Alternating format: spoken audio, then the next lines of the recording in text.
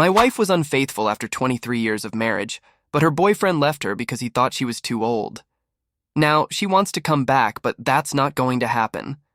I'm a 50-year-old man who has been married to my wife, Amy, who is 48, for over 2 decades.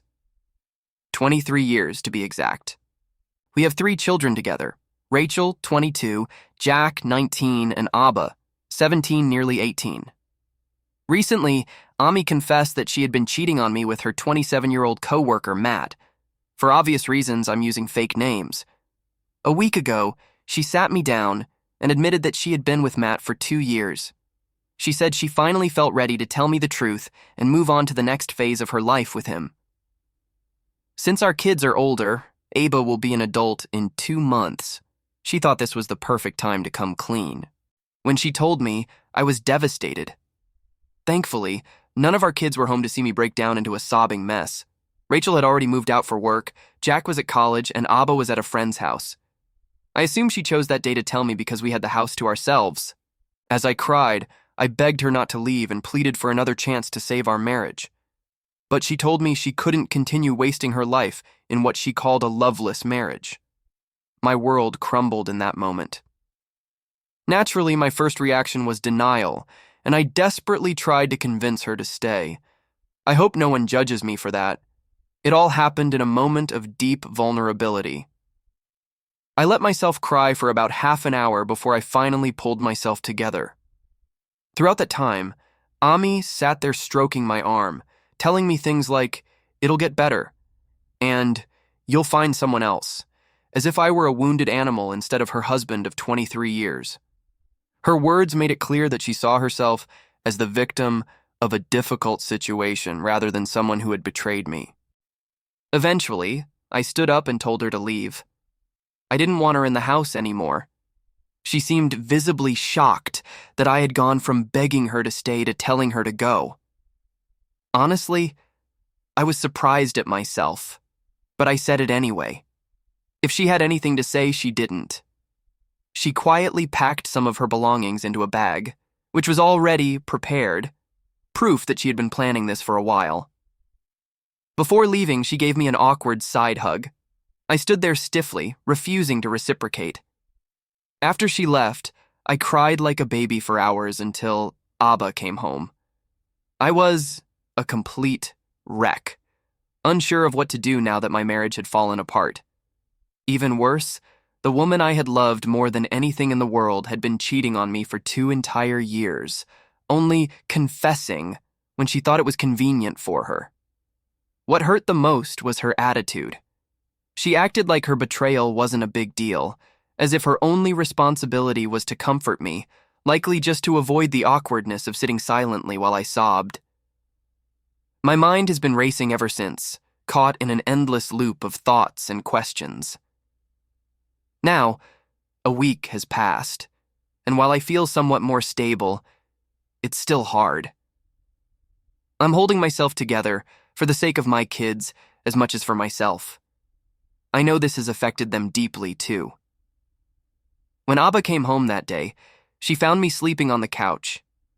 When I woke up, she immediately noticed my swollen red eyes and kept asking what had happened and where her mother was. I hesitated to tell her because I knew saying it out loud would make it feel real, but I finally told her the truth. As expected, I broke down again, sobbing a little, which felt embarrassing. However, Abba's comfort was genuine, and she was as shocked as I had been when I first learned the truth. At the time, I hadn't told anyone else about what had happened, but Abba made several phone calls that day. She contacted her siblings and asked them to come home as soon as possible. She also called my brother Eric, who is 45 and single by choice, to ask for his help. Eric is a reliable, steady presence, and I've always known I could count on him. True to form, he arrived at my house a few hours later, despite living quite far away. I desperately needed time to process the end of my marriage and grieve the life I thought I had. Eric decided to stay with us for a while to help, and he's still here now, a week later, along with all my kids. We're all trying to cope together and make sense of the situation. It still feels like a nightmare I can't wake up from. I never imagined Amy's departure would have such a profound impact on me and my mental health. Eric made the right decision to move in temporarily because I've been utterly lost since she left. I can barely get out of bed most mornings. I'm grateful for all the help I've received from him and my kids, who have been incredibly supportive. I've consulted my lawyer, and we're preparing for an inevitable divorce. Oddly, I haven't filed yet because I was waiting for Amy to serve me with papers, but nothing had happened until last night, when everything became clear. Late last night, I got a call from Amy. I was stunned because we hadn't spoken since she left, and I had no idea why she was calling out of the blue after nearly a week. When I answered, she sounded distressed, and I could tell she'd been crying. She asked about the kids, and I told her they were all at home, along with my brother.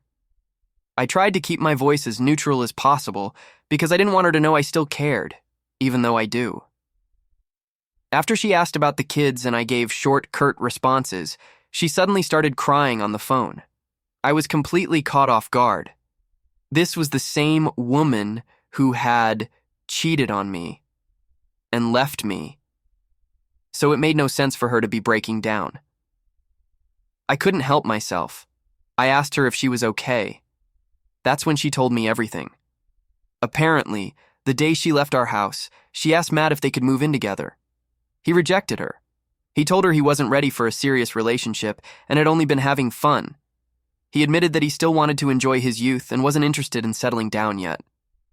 Finally, he admitted that while Ami is attractive for her age, 50 years old with 3 kids, she wasn't his idea of an ideal wife.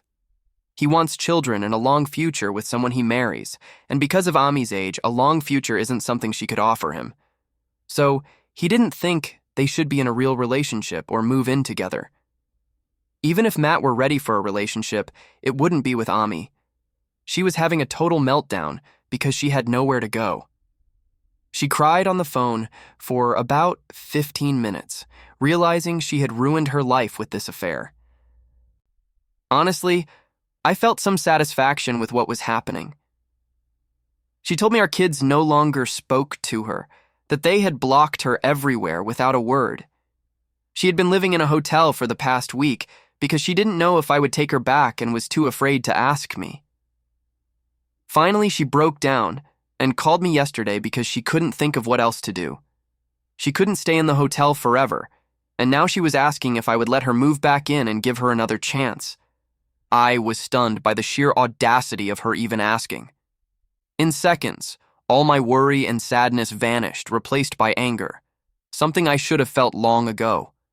I immediately told her there wouldn't be a second chance for her, just like she hadn't given me one. I said I was glad this was happening to her because she deserved every bit of it for what she had done. Then I hung up without waiting for her response and turned off my phone so I could sleep without thinking about her.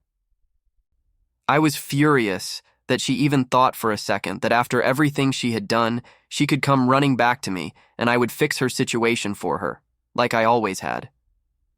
Over the years, we'd had plenty of ups and downs in our marriage, like any other couple. But I always tried to fix every argument. Even when she rarely apologized, I was the one chasing after her, trying to make things right even if I wasn't in the wrong. But I'd had enough. I couldn't overlook this. I couldn't forgive this. And I didn't even want to because this was the reality check I needed.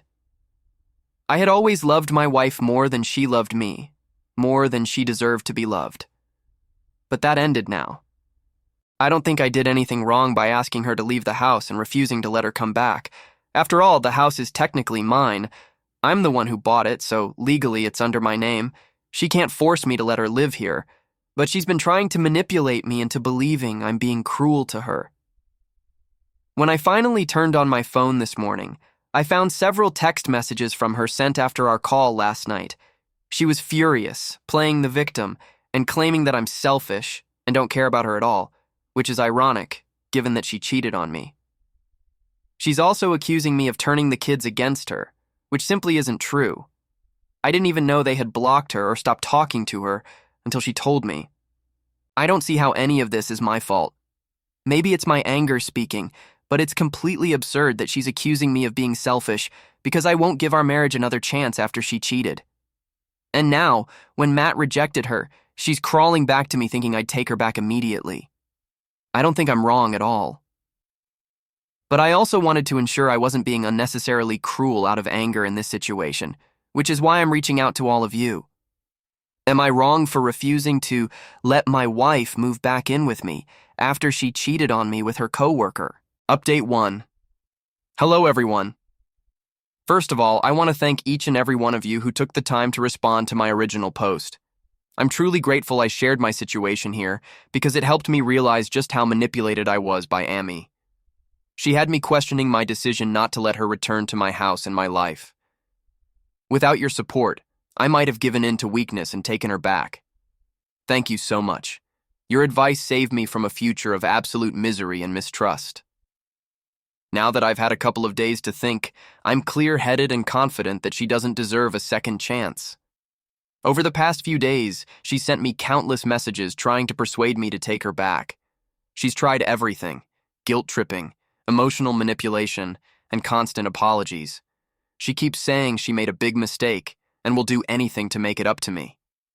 I honestly don't know why she thinks I'd still take her back after everything. This wasn't some small mistake. She's taking things far too lightly and still doesn't understand the enormity of what she's done. I doubt she ever will. I'm feeling much better now. My kids, Rachel and Jack, are back to their normal lives, and I've encouraged them to focus on themselves. Abba is still with me and helps out occasionally, which I appreciate, but I've told her to prioritize her own life and happiness. She's heading to college in the fall, so I want her to make the most of her time here. My brother Eric, who lives with us, has been a lifesaver. He's not the emotional type, but he's been there for me in his own way, giving me space to relax. I know he'll have to return to his own life eventually, but for now, I'm grateful he's here. Regarding legal matters, my lawyer and I filed for divorce yesterday. Now that Ami doesn't have anywhere else to go, I suspect she's avoiding filing for divorce because she wants to come back. She'll be served with the papers in a few days, and that's when the real battle will begin. I'm already exhausted just thinking about it, but I know it's necessary. At least I can say I did everything I could to save our marriage, and the rest is on her. Update 2. Ami was served with the divorce papers today, and judging by the messages she sent me, I don't think she took it well. I haven't blocked her yet. I haven't been able to gather the mental strength to cut her off completely, but I plan to do it soon. She sent me several nasty texts about the things she hopes happen to me, claiming that I've ruined her life and that I'm just taking revenge on her for trying to have a little fun to distract herself from her boring and monotonous life. She told me that I'm almost 50 years old and look like it, and that all she wanted was a change of scenery. Sure, the part about looking my age is fair. I haven't been to the gym in years, and my hairline is receding, but I think that's just normal aging. I'm a father of 3 almost grown kids. It's only natural that I look my age. It's not like I'm unattractive or in poor health. I've maintained a decent shape for my age, but if she expected me to look the same as when we got married in our early 20s, that's unrealistic. Unless you're a celebrity with unlimited resources to maintain your appearance, no one can defy aging. Of course, she finds Matt more physically attractive than me, but that's where the commitment of marriage comes into play. If she couldn't control herself and threw herself at the first young guy she found attractive, that's not on me.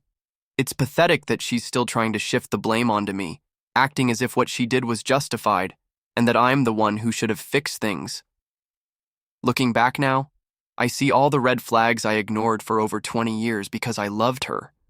But now that she's on her way to becoming my ex-wife, I see her for who she really is. I feel foolish for not recognizing it sooner. I should have seen it, but I chose to ignore everything because I loved Ami. Even now, deep down, I know I still do, which feels pathetic and embarrassing to admit. That's what's been stopping me from blocking her and cutting ties completely, but I'm praying to find the strength to do it soon. I can't keep up with her madness anymore, and I don't want to see any more of this side of her. Update 3. There's been a very ironic twist of events. Fortunately, it doesn't directly involve me. A couple of hours ago, my daughter Rachel told me that Ami is dealing with online drama involving Matt. Apparently yesterday she posted a rant on Facebook about how Matt had cheated on her for 2 years and then dumped her because he didn't see a future with her. Thinking back, it was foolish of her to upend her life without discussing these things with him first. I'm not a cheater, but she should have at least reflected before diving headfirst into a relationship with Matt. She should have asked if he wanted the same things. In her post, a couple of co-workers commented and revealed that Matt had been involved with them too. So, essentially, Matt was the office playboy and never loved Amy at all. I never believed in karma before, but this feels like karma at its finest. I can't believe this is happening to her. Rachel and I have both blocked her, but we heard about the post from one of Ami's cousins, who still has her on Facebook. We haven't announced our separation to the extended family yet, but I think that post does a pretty good job of making things clear. I'll tell my family soon, but for now, I'm just sitting back and watching the drama unfold. Honestly, I almost want to thank Matt. At first, I hated him for being the guy Amy cheated on me with, but now I kind of appreciate what he's done. He's exposed her and saved me from a lifetime of misery. Update 4. It's been a little over a month since my original post, and we're now in the negotiation phase of the divorce settlement. It's amazing how I can look at Ami now and feel absolutely nothing. Sometimes she smiles during meetings and tries to talk to me afterward, but I avoid her and keep my distance. As far as I know, she's currently living with a friend and has been fired from her previous job. Luckily, I probably won't have to pay her alimony because of her very public Facebook confession about the affair. Thanks to her delusional belief that Matt would eventually commit to her, she saved me from having to prove her infidelity in court. She did all the work for me. My kids still don't talk to her, and for now we like to pretend she doesn't exist. I know this isn't the healthiest approach, but it's too soon to address it emotionally. I'm doing much better than when I first posted here, and I know things will only improve with time. I'm considering starting therapy once the divorce is finalized to help process everything and move forward. For now, I'm just grateful that this chapter of my life is nearing its end.